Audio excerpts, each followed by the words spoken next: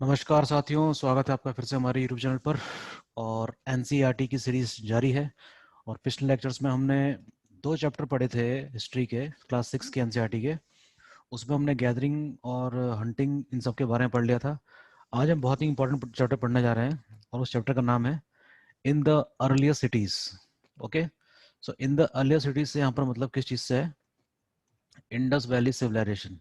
Okay, so we are going to deal with the very important chapter of history. यहाँ से काफ़ी question हर साल exam में आते भी हैं, यूपीएससी के, सिविल सर्विस में भी, पीसीएस में भी, और सीडीएस और एनडीए में भी।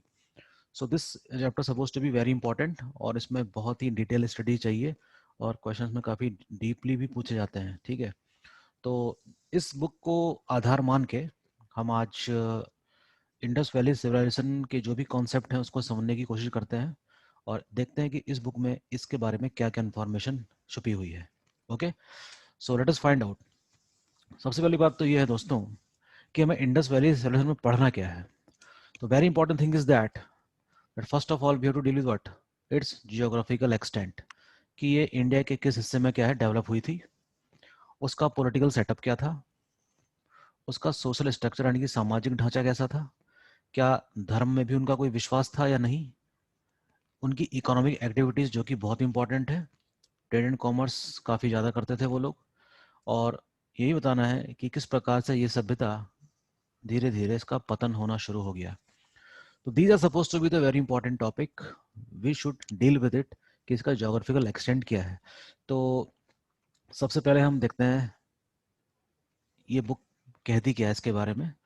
The story of Harappa. The very often old buildings have a story to tell. ठीक है, इसमें काफ़ी कुछ चीज़ें लिखी हुई हैं जो आप एक रीडिंग मार के समझ सकते हैं। ठीक है ना, तो सबसे पहले तो मैं बात करता हूँ कि इस सभ्यता की खोज हुई कैसे। Okay, so Indus valley civilisation is one of the earliest civilisation of the world, ये तो आप जानते ही होंगे। और ये डेवलप हुई थी इंडिया के नॉर्थ वेस्ट वाले पार्ट में। अभी मैप के जरिए समझाता हूँ आपको कैसे और कहाँ। दूसरी चीज ये कि ये नजर में कब आई? 1921 में। ओके, 1921 का समय आपको पता ही होगा कि India was under the colonial rule of British, और ब्रिटिश ने इंडिया में रहते हुए काफ़ी डेवलपमेंट भी किया है। और उन्हीं में से एक डेवलपमेंट, एक इंस्टीट्यूट है जिसका नाम है archaeological survey of India. Okay, so archaeological survey of India के जो डायरेक्टर जनरल थे वो थे जॉन मार्शल, और उन्हीं के समय में एक और है इनके सदस्य जिनका नाम है दयाराम साहनी। दयाराम साहनी के नेतृत्व में सबसे पहले हड़प्पा नाम की जगह की खुदाई कराई गई, और इस तरीके से दुनिया के सामने एक प्राचीनतम सभ्यताओं में से एक सामने आई है जिसका नाम है Indus valley civilisation. But important thing is what, कि क्या सबसे पहले बार 1921 में ही इसके बारे में पता चला था? क्या उससे पहले इसकी कोई जानकारी नहीं है? ऐसा नहीं है, दो बार इनका जिक्र हुआ है। ठीक है, तो फिलहाल इस बुक में वो चीज़ नहीं दी गई है, मैं यहाँ पर लिख देता हूँ आप लोगों के लिए कि दो बार जो यहाँ पर जिक्र हुआ है सबसे पहले, वो एक तो सबसे पहले हुआ है 1826 में, जब चार्ल्स मेसन नाम के एक अधिकारी ने, ठीक है, the name of that guy was Charles Masson, he discussed about some mounts of the Harappa. इन्होंने किसके बारे में जिक्र किया था? हड़प्पा के माउंट्स के बारे में। और दूसरी बात इसका जिक्र हुआ तब जब रेलवे लाइन बिछाई जा रही थी, कहाँ से कहाँ तक? कराची से लेकर लाहौर के बीच में। तो second time in 1854 railway line के टाइम पे जब बिछाई जा रही थी, तो उस समय ये सभ्यता हरकत में आ सकती थी, लेकिन विशेष ध्यान नहीं दिया गया होगा।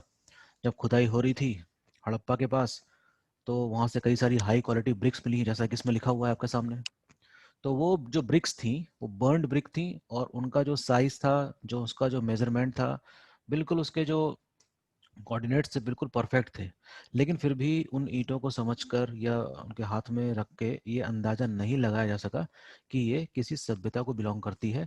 और जो सभ्यता 1854 में ही प्रकाश में आ जानी चाहिए थी, वो इवेंचुअली कब आई? 1921 में। Okay, so in this way the Harappan civilisation came to an existence. और हम ये भी कह सकते हैं कि 1921 से पहले जितने भी राजा थे इंडिया के, अकबर हो गए हों, जहांगीर हों, चाहे अलाउद्दीन खिलजी हों, चाहे उससे पहले अशोक हों या गुप्ता रूलर्स हो, they never know about what Indus valley civilisation. Indus valley civilisation के बारे में तो सिर्फ ब्रिटिश पीरियड में ही जाके पता चला है। Okay, it is very important. यहाँ पर जो इस बुक में कुछ स्टेटमेंट दिए गए हैं, इसको भी आप पढ़ सकते हैं, काफ़ी इंटरेस्टिंग सी बात लिखी हुई है। About 80 years ago, the archaeologists found the site, realized that this was one of the oldest cities in the subcontinent. As this was the first city to be discovered, all the other sites from very similar buildings. Okay, so these things are very important, and we can say that these cities were developed not less than 4,700 years ago. तो हम कह सकते हैं कि ये सभ्यता लगभग इतनी पुरानी रही होगी। ठीक है, इसी वजह से इसने पूरे विश्व को चौंका के रख दिया होगा। ठीक है, आइए देखते हैं कि नेक्स्ट स्लाइड में इसका मैप दिया है कि नहीं। Yes, we have a map. So एक और मैप मैंने आपके लिए इसमें रखा है जो इसमें नहीं दिया हुआ था, वो ये रहा, देखिए। So this is the map of Indus valley civilisation कि इंडस वैली सिविलाइजेशन इंडिया के किस हिस्से में डेवलप हुई थी, और ये रहा उसका पार्ट जो कि रफली ट्रायंगुलर शेप का दिखाई देता है, जिसमें आप देख सकते हैं कि जो ब्राउन पोर्शन वाला है, ये हम कह सकते हैं कि ये आपका क्या है, इंडस वैली रीजन वाला क्षेत्र है। तो जिस shaded portion of in brown colour is suppose to be a Harappan civilisation, और जो इसके बाहर का इलाका है उसको हम कहाँ रखेंगे, that the region outside Indus region. ठीक है, तो ये जो हरा वाला इलाका दिख रहा है आपको इंडिया का, ये इंडस वाले से बाहर का इलाका है।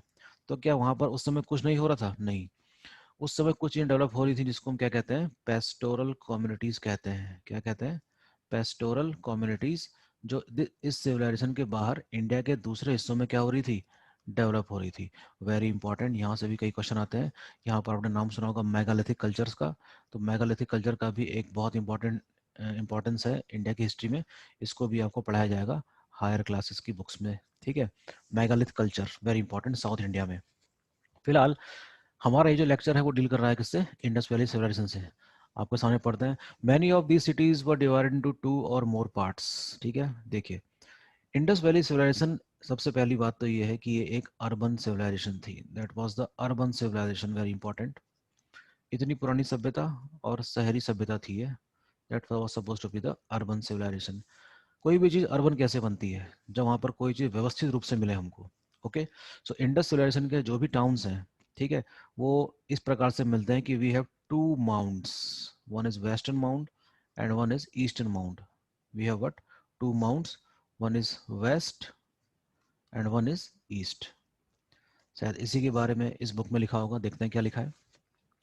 Many of these cities were divided into 2 or more parts. Usually the part of the west was smaller but higher. ठीक है, इसमें कहने का मतलब ये है कि अगर मैं दो माउंट बना दूं आपके सामने, यहाँ पे देखिए, ये सपोज कर लीजिए कि एक माउंट है जो थोड़ा सा उठा हुआ है, इसको वेस्ट मान लेते हैं, और इसको मान लेते हैं ईस्ट वाला, ये थोड़ा बड़ा है और थोड़ा सा इससे कम ऊंचाई वाला है। तो this suppose to be a western mount and this suppose to be what, eastern mount. ठीक है, कहने का मतलब ये है कि जो वेस्टर्न माउंट था, ये ऊंचाई तो इसकी ज्यादा थी, लेकिन इसका आकार क्या था, छोटा था। While the eastern mount is suppose to be a lower but having big area. इसका मतलब ये हुआ कि वेस्टर्न माउंट में कुछ खास लोग रहते थे, यानी कि रूलिंग क्लास वाले लोग रहा करते थे।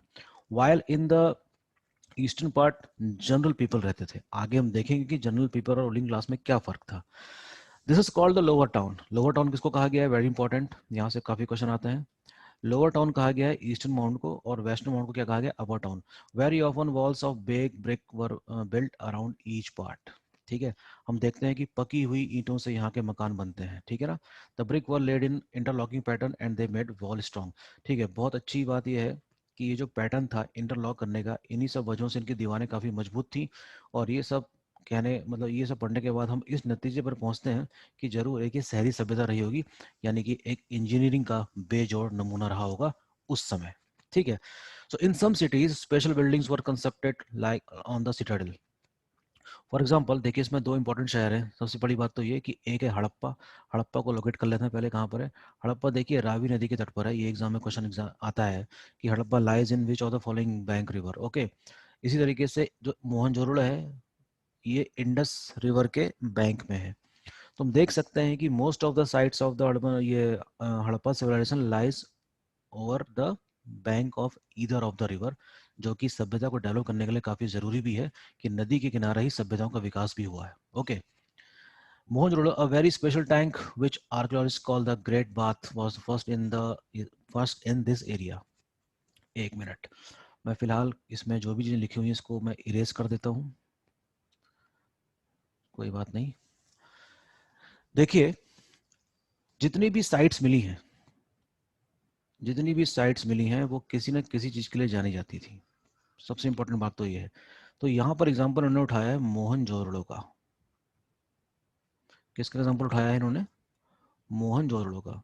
तो मोहनजोदड़ो जो कि 1922 में डिस्कवर हुआ था रखलदास बनर्जी के द्वारा, ये किस चीज के लिए जाना गया है? This is known majorly for what? Great bath.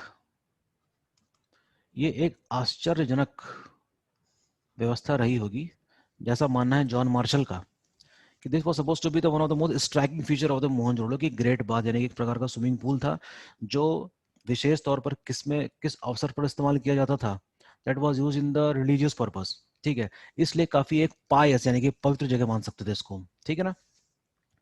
There were step leading down to it. देखिए, इसमें डायमेंशंस एक तरह से एक्सप्लेन करे गए हैं इस बुक में, कि जो स्विमिंग पूल जैसी जो चीज थी, इसकी सीढ़ियां, ठीक है ना, ऐसे ऐसे ऐसे जाती थी इधर से, और ऐसे ऐसे ऐसे जाती थी इधर से, यानी कि नॉर्थ और साउथ डायरेक्शन में। फिलहाल इसमें मेंशन नहीं है। तो ये एक विशेष अवसरों पर यहाँ पर स्नान किया जाता था या पूजा पाठ की जाती रही होगी। ठीक है, तो यहाँ पर मोहनजोदड़ो के बारे में थोड़ा सा उन्होंने एक्सप्लेन किया है। Okay, very good. दूसरा देखते हैं कि अदर सिटीज। देखिए, इसमें कई सारे सिटीज डिस्कवर की गई हैं इस पूरे सिविलाइजेशन में। शुरुआत तो इसकी 1921 से हुई थी, लेकिन आर्कियोलॉजिस्ट ने इसका काम 1990 तक जारी रखा, और कहीं कहीं पर तो रिसर्च आज भी जारी ही है। और ऐसा बताया जाता है कि लगभग 1500 साइट्स खोजी गई हैं जो इंडस वैली सिविलाइजेशन के एरिया में आती थी। Don't you think it is very striking and very larger civilisation of that world?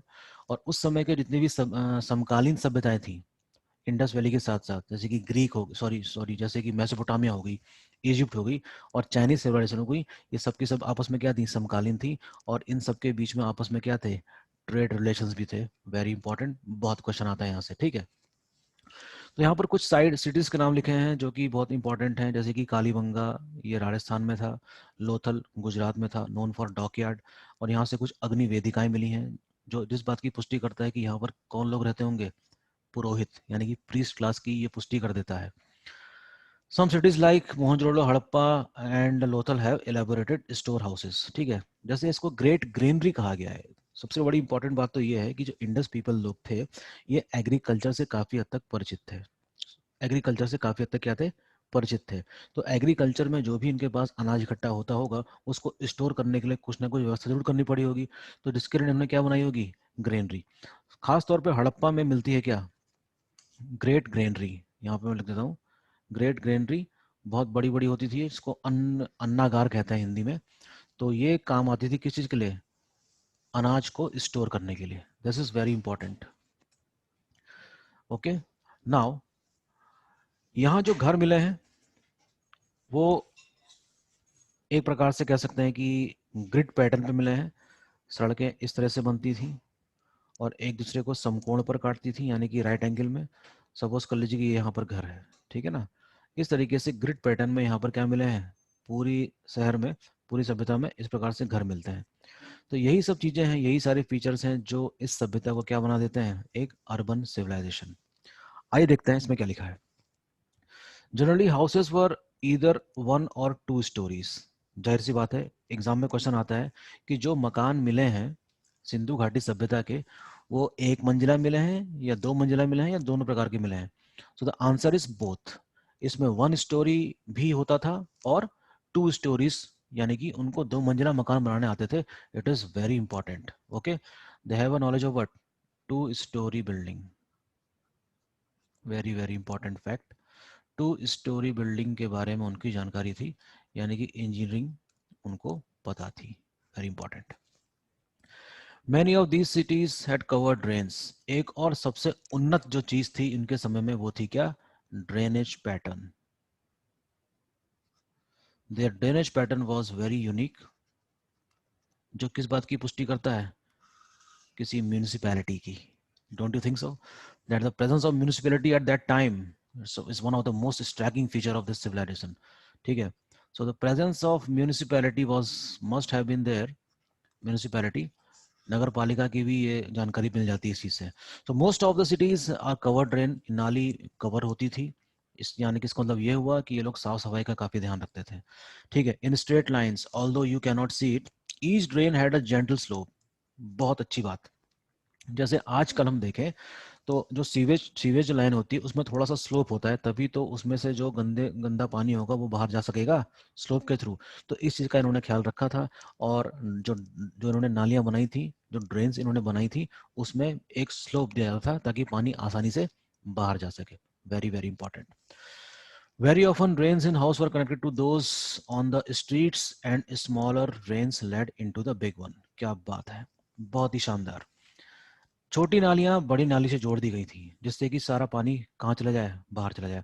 As the drains were covered in inspection holes were provide intervals to clean them. देखिए, बिल्कुल ऐसा लगता है, इसको देख के ऐसा लगता है कि जैसे आज की जो नगर पालिका है वो इन्हीं सब चीज़ों से सीख कर आज काम कर रही है। Very very important. Indus people suppose to be very advance of that time. और उन्होंने एक तरह से देखा जाए तो बहुत ही विकसित प्रणाली विकसित कर रखी थी। ठीक है ना, बहुत ही विकसित प्रणाली। बस उनके पास बिजली की कमी थी। ठीक है, they do not have electricity. लेकिन क्या करें, हर चीज का एक समय होता है। Okay, so these are the important features of houses, drains, streets which make this civilization very unique among its all contemporary civilization. Okay, it is very important. Now let us deal with the people who lives in these cities. तो example इन्होंने उठाया है Harappan people, Harappa को ही उठा रखा है। तो इससे पहले कि मैं आपके सामने ये पढ़ूं कि इस बुक में क्या क्या लिखा है, let me tell you one very important thing. वो ये कि जो इंडस पीपल थे उनके बारे में थोड़ा सा मैं जिक्र अलग से करता हूँ आपसे। ठीक है ना, Indus people, Indus people were very skilful. क्या है, काफी क्या थे, कौशल काफी था उनका, कौशल काफी, मतलब कई चीजों को बनाने में निपुण भी थे वो। स्किल्ड पीपल कह सकते हैं इनको। ठीक है ना, कई सारे ऐसे पदार्थ, कई सारे ऐसे एविडेंसेस मिले हैं, खिलौने और क्या नाम है, मिट्टी के बर्तन। सील बनाने में तो महारत हासिल थी उन लोगों को। क्या बनाने में, सील, अर्थात इसको हिंदी में क्या कहते हैं, मोहरे कहते हैं। ठीक है, मोहरे बनाने में ये लोग बड़े निपुण थे। और जिसके लिए कई चीज़ें हम देखते हैं कि इनकी जो जितनी भी सील्स मिली हैं उसमें कई सारे डिज़ाइंस बनाते थे लोग। ये देखिए, एक ये सील है, और ये जो डिज़ाइन, ये जो आपको इमेज दिख रही है इसे कहते हैं यूनिकॉर्न। क्या कहा जाता है इसको, यूनिकॉर्न। और यूनिकॉर्न लगभग इनकी सभी सील में पाया जाता था, जिसकी वजह से इतिहासकारों ने इसको क्या मान लिया है कि इंडस पीपल का सबसे जो पवित्र पशु था वो यूनिकॉर्न ही था। ओके, अब देखते हैं कि एनसीईआरटी की बुक क्या कहती है। Harappan city was a very busy place. भैया बहुत ही व्यस्त क्षेत्र था। There were people who plan the construction of special buildings in the city, they were probably the rulers. किताब ये बता रही है आपको जिस तरीके से प्लानिंग करी थी इन लोगों ने अपनी विशेष बिल्डिंग्स को बनाने के लिए, ये जरूर शासक वर्ग की ही रही होगी। But the important thing is that we do not have any reference of a name of any king. ठीक है, ये रूलर क्लास की जो हम बात करते हैं, they used to live in the western mount, that is in the upper side. Okay, it is likely that rulers send people to distance lands to get metal precious stones. जाहिर सी बात है, ये किसकी सूचना दे रहा है हमको, ट्रेड एंड कॉमर्स की। दे may have kept the most valuable objects such as gold and silver और beautiful beads। beads का मतलब जानते हैं आप लोग, बीड्स को हिंदी में कहते हैं मनके। जैसे कि आपने मोती की माला देखी होगी, उसके अंदर से जो धागा जाता है उस चीज को हम क्या कहते हैं, बीड्स। हिंदी में इसको क्या कहा जाता है, मनका। तो मनके बनाने का कारखाना हमको कहाँ से मिला है, एक जगह है जिसका नाम है चनहूदड़ो। मैं लिख दे रहा हूँ यहाँ पे, Chanhudaro is the name of a place from where the bead making industry was discovered. Chanhudro was the place where bead making industry was discovered.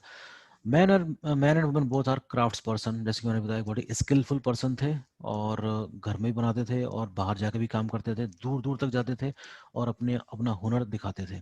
People were travelling distant lands और रिटर्निंग विद रॉ मटेरियल। लोग जाते थे व्यापार करने और अपने साथ कई सारी वस्तुएं लेकर आते थे, उनको बनाना भी जानते थे, फिर उसको बेचना भी जानते थे। इस प्रकार से इनकी इकोनॉमी चलती थी। Okay, very important. तो ये जो आप देख रहे हैं ना, ये सब सारी चीज़ें, ये सारे जो टेराकोटा के बने हुए हैं, और बहुत ही मतलब ये दिखाता है कि कितनी अच्छी कलाकृति बनाने में ये लोग निपुण रहे होंगे। ठीक है, टेराकोटा टॉयज कहते हैं इसको। New crafts in the city. Let us look at some of the objects that were made and found in the Harappan cities. Most of the things that have found by archaeologists are made up of stones. एक बड़े मजे की बात बतानी जरूरी समझ रहा हूँ मैं यहाँ पर। अगर मैं न्यूलिथिक एज को रखूँ 4000 बीसी से लेकर 1000 बीसी के बीच में, और अगर मैं इंडस वैली का टाइम पीरियड रखूँ 2500 से लेकर लगभग 1750 बीसी के बीच में, तो मुझे ये पता चलता है कि इंडस वैली सिविलाइजेशन को कैल्कोलिथिक एज तो कहा ही जाता है। क्या कहा जाता है? कैल्कोलिथिक, यानी कि ताम्र पाषाण युगीन संस्कृति कहा जाता है इसको। लेकिन at the same time stone का भी यूज जारी था। That is very important, the use of both metal and stone at the same time.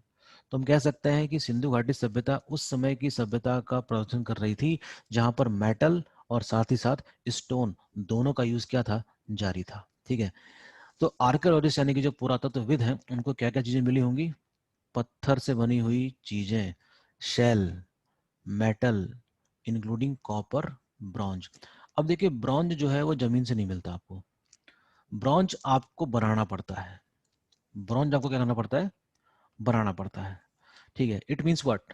They must have mix two metals, that is copper and zinc. ठीक है ना? and then they are able to make what? A new metal called bronze, which is supposed to be more durable, actually ज़्यादा मजबूत होती है कि bronze. और इसका मतलब ये हुआ कि they have an art of what? Alchemist. वो काफ़ी अच्छी धातु विज्ञान की भी उनको काफ़ी जानकारी रही होगी। यानी कि अगर दो मेटल को पिघला के तीसरा मेटल, अगर एक नया मेटल बना दिया जाए तो उसको क्या कहेंगे? हम एल्केमिस्ट्री वाला विज्ञान कहेंगे। And they were very well aware of it, यानी कि इसको इसीलिए ब्रॉन्ज सिविलाइजेशन यानी कि कांस्य युगीन सभ्यता भी कहते हैं। Very very important guys. Copper and bronze were used to make tools, weapons, ornament and vessels. Copper और ब्रॉन्ज से कई पदार्थ बनते थे। आपके सामने यहाँ पर कुछ चित्र दिख भी रहे होंगे। ओके, यानी कि औजार, वेपन्स, ऑर्नामेंट यानी कि गहने भी बनते थे और बर्तन भी बनते थे। While gold and silver used to make ornaments. जाहिर सी बात है, गोल्ड शुरू से ही एक प्रीशियस मेटल रहा है और इसको बहुत जल्दी समझ लिया गया होगा मानव सभ्यता द्वारा, और आज तक गोल्ड गोल्ड है। ठीक है ना? Perhaps the most striking finds are those of the beads, weight and blades. देखिए, सबसे इंपॉर्टेंट जो कलाकृति इसमें दिखती थी वो थी बीड्स, यानी कि जो मैंने आपको अभी थोड़ी देर पहले बताया, मन के बनाने का कारखाना में काफी महारत हासिल थी इन लोगों को। ठीक है ना? Harappa also made seals. ठीक है, सील्स यानी कि मोहरे बनाते थे, और मोहरों का इस्तेमाल आदान प्रदान यानी कि वस्तुओं को खरीदने और बेचने में किया जाता रहा होगा। तो seal making is suppose to be the one of the most striking feature of Indus people. अगर क्वेश्चन एग्जाम में ये आता है कि अगर हम सील की बात करें तो सील के कई सारे डिजाइन थे, जिसमें सबसे कॉमन कौन सा था? स्क्वायर, याद रखिएगा। जबकि कई प्रकार की सील्स मिली हैं, स्क्वायर फॉर्म में मिली है। ठीक है, रेक्टेंगुलर फॉर्म में मिली है। ठीक है, सिलेंड्रिकल फॉर्म में मिली है। समझ रहे हैं बात को? और भी कई सारे प्रकार से, मतलब कई प्रकार से इसमें ओवल शेप में भी मिली है। ओवल शेप में भी क्या मिली है? सील्स मिली है। But the most common was square form. Okay, देखिए, इसी के साथ साथ हड़प्पन पीपल सिर्फ मेटल वर्क में ही निपुण नहीं थे। They were probably the first person in the world those who grew cotton. Very very important, इतना इंपॉर्टेंट फैक्ट है ये, जिससे आपको पता चलेगा कि हम कहना क्या चाह रहे हैं। ठीक है ना? Cotton, cotton was suppose to be the first. Cotton को उगाने का श्रेय किसको दिया जाता है? इंडस पीपल को। ठीक है ना? Indus people suppose to be the first person to grow cotton in the world. Indus people, Indus people पहले लोग थे जिन्होंने सबसे पहले इस धरती में क्या उगाया? कॉटन। लेकिन ये लोग क्या कहते थे उसको? सिंडन कहते थे। क्या कहते थे? Sindon. So how can we associate the word sindon? Sindon is suppose to be none other than what? Cotton. Okay, cotton was probably grown at Mehrgarh. ये बताते हैं कि कॉटन की सबसे पहले खेती करी गई थी मेहरगढ़ में, और ऐसा बताते हैं ये कि लगभग 7,000 वर्ष पहले। 7,000 वर्ष का मतलब यहाँ पर ये हो गया कि 2,000 साल ये हो गए और 2,000 साल पुराने हो गए 4, यानी कि उससे भी काफी पहले की बात कर रहा है। ठीक है, actual pieces of clothes were found attach to the lid of the silver vase. कुछ ऐसे चांदी के बर्तन थे जिसमें से अटैच मिला है क्या हमको? कॉटन का कपड़ा। मोहनजोदड़ो से भी मिला है ये। और ये यूपी पीसेस के एग्जाम में भी काफी क्वेश्चन आता है कि सूती का वस्त्र वस्त्र किस स्थान से मिला है? आंसर है इसका मोहनजोदड़ो। और मैं यहाँ पे लिख देता हूँ, यूपीपीसीएस में ये क्वेश्चन पहले आया था और कई बार इस प्रकार के क्वेश्चन के रिपीट होने की भी संभावना रहती है। Okay, very important. ये देखिए हमने आपके लिए कुछ जो कलाकृतियां हैं सिंधु घाटी सभ्यता की, वो देखिए। इनको मूर्ति बनाने में बड़ा महारत हासिल था। इसको कहा गया है डांसिंग गर्ल और ये मोहनजोदड़ो से मिली है। और ये आपको कहीं भी आपको देखने को मिल जाएगी किताबों में, ठीक है ना। डांसिंग गर्ल है ये, ठीक है। तो ये उस समय की कलाकृति का एक उत्कृष्ट नमूना है। ये देखिए, ये माना जाता है एक प्रीस्ट की एक बस्ट माना जाता है। ये काफ़ी इंपॉर्टेंट है, आपको किताबों में एनसीईआरटी की बुक्स में कई जगह मिल जाएगा। इसके बारे में हमने जिक्र भी किया ही था। ये था आपका क्या, यूनिकॉर्न। और यूनिकॉर्न एक one of the most common feature है उनके सील्स में। और इससे पता लगता है, आर्कियोलॉजिस्ट ने हमको ये बताया है कि this suppose to be the most pious, most sacred animal of entire entire civilization. लगभग सभी जगह ये मिले हैं सील, इसी नतीजे पर पहुंचे होंगे इसी वजह से। ये देखिए, बर्तन बनाने में भी माहिर हैं ये लोग, ठीक है। ये देख रहे हैं, चालाक लोमड़ी वाली कहानी आपको याद आएगी। ये बर्तन है देखिए। और इस तरीके से हम देख सकते हैं कि एक सील ऐसी मिली है जिसमें एक पुरुष को योग मुद्रा में दिखाया गया है और चारों तरफ क्या है, जानवर ही जानवर हैं, ठीक है। इसकी पहचान एक आर्कियोलॉजिस्ट का नाम है मैके। मैके ने कहा है कि ये लॉर्ड शिवा हैं, that is a form of what, proto Shiva. तो one thing is very important, that Indus people were image worshipper, ठीक है। इसको क्या माना है उन्होंने, प्रोटो शिवा माना है, शिव का आद्य रूप माना है, ठीक है। तो these things are suppose to be very important, जो इंडस के अलग अलग साइट से डिस्कवर की गई हैं, ठीक है, very important. So many of the things are produced were probably the work of specialist, यानी कि एक ऐसा वर्ग रहता होगा जिसको हम वणिक वर्ग कहते हैं। क्या कहते हैं, वणिक वर्ग, जो इन सब चीजों को बढ़ाने में बहुत ही निपुण रहा होगा और अपनी कलाकृति का प्रदर्शन वो करता रहा होगा। A specialist is a person who is trained to do only one kind of work, for example cutting stone, polishing beads, something like that. एक यहाँ पर देखिए इन्फॉर्मेशन दे रखी है इस बुक में, जिसको कहा गया faience. Unlike stone or shell that are found naturally, faience is a material that is artificially produced. Very important. A gum was used to shape sand or powdered quartz into an object, यानी कि एक प्रकार से इसको हम naturally नहीं, artificially इसको हम उसमें काम करते हैं। एक प्रकार का उसमें शीट, एक प्रकार का उसमें क्या चढ़ा देते हैं, एक परत चढ़ा देते हैं, जिसकी वजह से काफी क्या दिखाई पड़ता है, चमकीला दिखाई पड़ता है, ठीक है। और तो ये भी चीज यहाँ से मिली है, ठीक है। Faience was used to make beads, bangles, earrings and छोटे छोटे बर्तन। Very important. Not everybody could have been a specialist. We do not know whether any men or specialist or only women were specialists. हम ये नहीं कह सकते स्पष्ट रूप से कि स्पेशलिस्ट था कौन, या तो महिलाएं रहती होंगी या पुरुष रहते होंगे। जो भी हो, स्पेशलिस्ट तो वहां पर थे ही। Okay, now coming down to the next topic of this book, that is in search of the raw material. What is raw material? Raw material एक क्या चीज होती है? रॉ मटेरियल एक कच्चा माल होता है जिसको लाया जाता है एक स्थान पर और फिर उससे रिप्रोड्यूस किया जाता है एक नया। जैसे कि कॉटन से कपड़े बनाए जा सकते हैं, ऊन से स्वेटर बनाया जा सकता है, ठीक है। तो these are the raw material which is used in various industries. So let us find out raw material substances that are either found naturally, okay, such as wood, ores or metals, okay, processed to produce finished good। अब इसी के सहारे जो चीज बनाई जाएगी वो हमको एक प्रोडक्ट मिलेगा फाइनल, उसी को हम फिनिश्ड गुड कहेंगे, ठीक है। तो क्या हड़प्पन पीपल क्या इसमें भी निपुण थे? तो जवाब है जी हाँ। They were skilled in many things. They are skilled in making utensils. They are making in make. They are skillful in making what, seals. Okay, so they are supposed to be very skillful person. देखेंगे हम लोग कौन कौन से मुल्क की बात कर रहे हैं। Harappa probably got copper from present day Rajasthan. नाम सुना होगा आपने, राजस्थान में एक जगह है खेतड़ी माइंस, ये आज भी कॉपर के लिए जानी जाती है और इन लोगों ने उसी समय इसको खोज लिया था। यहाँ तक कि कॉपर राजस्थान से ही नहीं, ओमान से भी मंगाया जाता था। और इस प्रकार से हम देखते हैं कि they were suppose to be very important in trade and commerce activity. Trade and commerce activity भी काफ़ी इंपॉर्टेंट पार्ट है किसका, इंडस सिविलाइजेशन का, ठीक है। कई ऐसी वस्तुएं थी जो आयात करवाई जाती थी, कई ऐसी वस्तुएं थी जिनका निर्यात होता था। तो एक्सपोर्ट और इंपोर्ट दोनों चीजें होती थी किसमें, इंडस वैली सिविलाइजेशन से इजिप्ट और मेसोपोटामिया यानी कि इराक वाली सभ्यता से क्या चलता था इनका, व्यापार और लेन देन चलता था। Okay, so gold could have come from present day Karnataka, Kolar की खान के नाम सुना होगा आपने। Kolar mines are from Karnataka, और उस समय भी इन लोगों को पता था कि गोल्ड का क्या महत्व है, और यहाँ पर गोल्ड कहाँ से आता था, कर्नाटक वाले रीजन से आता था। ये देखो, आपको बड़ी अजीब सी चीज दिख रही होगी, ये तो है भैया एक हल, यानी कि क्या है, ये एक प्लो है, और इससे ये लोग क्या करते थे, खेत की जुताई करते थे, यानी कि फर्टिलिटी को बढ़ाने के लिए हलों का प्रयोग करना एक बहुत इंपॉर्टेंट बात रही होगी। And they know what is the importance of the agriculture.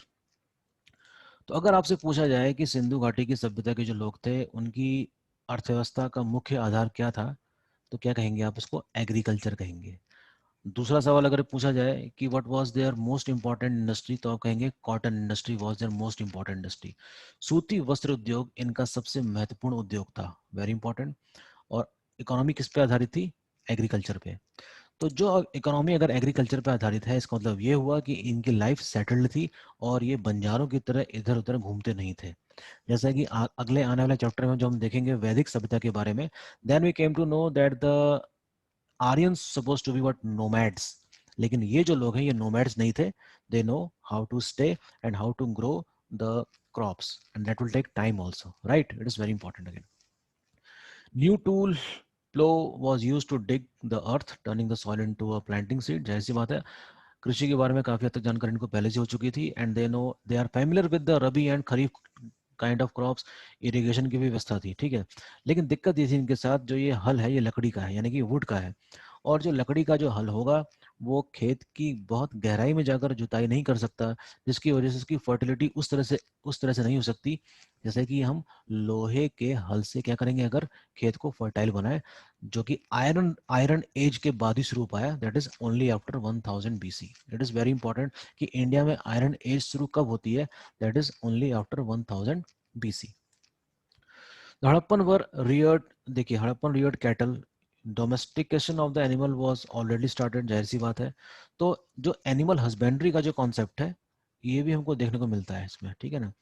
Animal husbandry आप जानते ही हैं कि पशुपालन रहेगा, डोमेस्टिकेशन रहेगा, along with what, agriculture. So Indus people in this regard supposed to be what, very ahead. Water and pastures were available around the settlement. However, in the dry summer months large herds of the animals were probably taken to the great distance. बहुत ख्याल था इन चीज़ों को, बहुत इनको knowledge थी इस बात की कि गर्मी के समय में क्या नाम है, जानवरों के लिए चारे की कमी पड़ने वाली होती थी, इसलिए वो जानवरों को दूर ले आते थे और उनका लालन पालन करते थे, ठीक है ना, उनको पालते थे, ठीक है। एक मिनट, एक चीज छूट गई यहाँ पर। They also collected fruits like बेर, बेर बहुत खाते थे वो लोग, और मछली पकड़ते थे, और जानवरों का शिकार भी करते थे, खासतौर पे एंटेलोप यानी कि हिरन जैसी जो बारहसिंगा होता है उसकी। A closer look, Harappan town in Gujarat. देखिए अगर आपसे क्वेश्चन एग्जाम में आता है कि इस सिविलाइजेशन के सबसे अधिक स्थल कहाँ से प्राप्त हुए हैं, तो आप जवाब दीजिएगा गुजरात से। Most of the sites were discovered from Gujarat, very important, ठीक है। यहाँ से लोथल है, सरकोटड़ा है, देसलपुर है, धौलावीरा है, ये सारे जो भी साइट्स हैं वो कहाँ से मिले हैं आपको, गुजरात से। तो city of Dholavira was located on the Khadir Bet. देखिए एग्जाम में डायरेक्ट क्वेश्चन यहाँ से आ सकता है कि एग्जैक्ट लोकेशन क्या है किसकी, धौलावीरा की। और धौलावीरा वो इलाका है जहाँ पर पानी की काफी कमी थी, ठीक है ना। ऑल्सो क्या कहते हैं इसको, बेट भी कहता है, ये कहाँ मिलता है, रैन ऑफ कच्छ में। तो मैं थोड़ा सा आपको समझाता हूँ कि इंडिया के मैप को अगर आप देखेंगे एटलस में, तो गुजरात के इस वाले हिस्से में कुछ इस तरीके से आपको दिखाई पड़ता है। ध्यान दीजिएगा ये पानी नहीं है, ठीक है, ये एक दलदली भूमि है, जिसको क्या कहा जाता है, रैन ऑफ कच्छ कहते हैं। क्या कहते हैं, this what we have, Rann of Kutch, Kutch का रण कहते हैं इसको। तो ये दलदली भूमि है, ठीक है ना। Dholavira was divided into 3 part, very very important fact. जैसे कि जितने भी टाउन्स जो हमको मिले हैं इंडस वैली सिविलाइजेशन में, वो तो उसके 2 पार्ट थे, western mount and eastern mount. लेकिन जो धौलावीरा है इसके 3 परकोटे हैं, एक ऐसे और एक ऐसे, यानी कि Dholavira is divided into concentric circle. Okay, it is very important. So Dholavira is divided into 3 parts and each part was surrounded with massive stone walls, very important, with entrance through gateways। देखिए इन्होंने इस book में धौलावीरा के लिए specially कुछ चीजें लिखी हैं। इसका मतलब ये हुआ कि धौलावीरा कई मामलों में क्या रहा होगा, यूनिक। उनका जो वाटर मैनेजमेंट सिस्टम था ये भी बाकी जगहों से क्या था, काफी अलग था, ठीक है ना, काफी क्या था, अलग था यहाँ का water management system. This is very important. So the city of, अच्छा लोथल की बात कर लेते हैं. Lothal was one of the very important site of this civilization. Lothal जो किसके लिए जाना जाता है, डॉक यार्ड के लिए. और यहीं से क्या चलता था, व्यापार चलता था विदेशों से. ठीक है. Close to the gulf of Khambhat, Khambhat की खाड़ी मिला है, क्वेश्चन एग्जाम में कई बार आया है. It was situated near the areas where raw material are easily available. ठीक है ना. और यहाँ से जहाज, पानी के जहाज में बैठ के सामान कहाँ भेज दिया जाता रहा होगा, इजिप्ट में, मेसोपोटामिया में. Okay. This was the important centre for the making object of the stone. ठीक है ना. काफी इंपॉर्टेंट जगह यहाँ पर शिप बिल्डिंग इंडस्ट्री मिली है. कहाँ से, लोथल से. वेरी इंपॉर्टेंट, पे लिखा नहीं है. तो ship building industry was discovered from Lothal. Okay. Ship building industry, very important. So building that was found here was probably a workshop of making beads, piece of stone, half-made beads, tools or bead making and finished beads have all been found there. ठीक है ना. अब देखिए इसमें ज़्यादा कुछ रह नहीं गया इस चैप्टर में, लेकिन इसमें कई चीज़ें मेंशन नहीं की गई हैं. जैसे वो मैं आपको अलग से डिटेल में बताऊंगा. ठीक है ना. एक तो इनका सोशल लाइफ के बारे में इसमें नहीं बताया गया है. ठीक है. That require details session. इनकी रिलीजियस लाइफ के बारे में इसमें कुछ खास बातें नहीं बताई गई हैं. लाइफ आफ्टर डेथ के बारे में इस किताब में कोई इंफॉर्मेशन खास नहीं दी गई है. ठीक है. कि मरने के बाद क्या करते थे, क्या इनका विश्वास था. Do they believe in the life after death. The answer is yes. Okay. इसमें सीधे पहुंचा दिया गया है कहाँ पर, मिस्ट्री ऑफ द एंड, कि किस प्रकार से इस सभ्यता का अंत हुआ है. देखिए 1750 बीसी के आफ्टर, सपोज करिए कि 2000 बीसी के बाद ऐसे कई सारे लक्षण हमको देखने को मिलते हैं इस सभ्यता के, जिससे कि धीरे धीरे इस सभ्यता का पतन यानी कि डिक्लाइन होना शुरू हो जाता है. So one thing is very important, decline is not a sudden event. किसी भी सभ्यता का पतन एकदम से नहीं होता. It require considerable amount of time. So this civilization declined in a very gradual manner. कई सारी थ्योरीज हैं, कई सारे इतिहासकारों ने अपना मत दिया है. जैसे कि जॉन मार्शल बता देते हैं, जैसे कि मैके बताते हैं कि क्या नाम है, भूकंप आ गया था. ठीक है. कुछ थ्योरीज हमको ये बताती हैं कि आर्यों ने इंडिया पर आक्रमण कर दिया था. So many theories are there. But Indus valley civilisation के लिए कम से कम 3 से 4 क्लासेस चाहिए होंगी, जिसके लिए हम डिटेल में सेशन लेंगे आपका आने वाली जो हायर बुक्स हैं उसमें. फिलहाल ये बुक भी काफ़ी इंफॉर्मेटिव है, और इसको भी अगर एक आध बार रिविजन करते हैं, then you came to know about what the importance of this chapter number 3. Okay, so let me sum up this session. Around 3,900 years ago, we find beginning of the major change. People stopped living in many of the cities. Writing, seals, and weight were no longer used. ठीक है. Raw materials brought from long distance become rare. In Mohenjo-daro, we find that garbage piled up in the drainage. The drainage system broken away. ठीक है. तो ये कुछ कारण बता रहा है कि किस प्रकार से धीरे धीरे ही सही सभ्यता में कई सारे चेंजेस देखने को मिले, और धीरे धीरे वो क्या हो गई, समाप्त होती जा रही थी. Why did all this happen? We are not sure. एक बात तो पक्की है कि हम पक्की तरह से नहीं कह सकते कि ये सभ्यता समाप्त हुई कैसे. इसलिए नहीं कह सकते क्योंकि हमारे पास कोई लिखित रिकॉर्ड नहीं है. एक चीज और बता दूं मैं आपको, इनको लिखने की जानकारी तो थी, लेकिन उन्हें जो भी लिखा है वो हम पढ़ नहीं पाए. That is undeciphered. So most of the information about Indus valley civilization हम किस पे डिपेंड रहते हैं, आर्कियोलॉजिकल रिसोर्सेज में या आर्कियोलॉजिकल सोर्सेज में. तो जब हम किसी इतिहास के बारे में सिर्फ आर्कोलॉजिकल आधार पर पढ़ाई कर रहे हो, तो हम सिर्फ क्या लगा सकते हैं, सिर्फ अंदाजा लगा सकते हैं कि ऐसा हुआ होगा, वैसा हुआ होगा. ठीक है. लेकिन ये अंदाजा हमने नहीं, काफ़ी साइंटिफिक तरीके से इतिहासकारों ने लगाया है, और हो सकता है कि वो सही कारण भी हो सकता है नहीं भी हो. Okay. So various theories were put forward to tell us how this civilization came to an end, but eventually it was not ended. Gradually, धीरे धीरे, slowly but surely, it came to an end in about 1750 BC. और जब एक सभ्यता समाप्त होती है तो दूसरी सभ्यता आती है. इसके बाद हम देखते हैं कि 150 साल का एक डार्क फेज आता है हिस्ट्री में, इंडिया की हिस्ट्री में, और उसके बाद एक नई सभ्यता आती है जिसको कहते हैं वैदिक सिविलाइजेशन. क्या कहते हैं, Vedic civilization is also one of the most important part of Indian history, और जिसको आपको बहुत ही डिटेल में पढ़ना चाहिए, ठीक है। सो नेक्स्ट सेशन में हम देखेंगे कि what is the importance of वैदिक सिविलाइजेशन, और वैदिक सिविलाइजेशन में हम देखेंगे हिस्ट्री को 1500 बीसी से लेकर 600 बीसी के बीच के इतिहास को। लेकिन अच्छी बात यह है कि वैदिक पीरियड में हमारे पास टेक्स्ट है ये बताने के लिए कि वैदिक सभ्यता के लोग कैसे थे, क्या थे, उनकी इकोनॉमी कैसी थी, लाइफ कैसी थी, सब कुछ। सो टेक्स्ट पढ़ना आसान है, और टेक्स्ट को पढ़ के हम आसानी से पता लगा सकते हैं कि ऐसा सा हुआ होगा।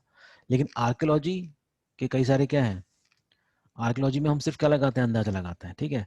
तो that exactly happened with Harappan civilization as well. So that's all we have for the today lecture.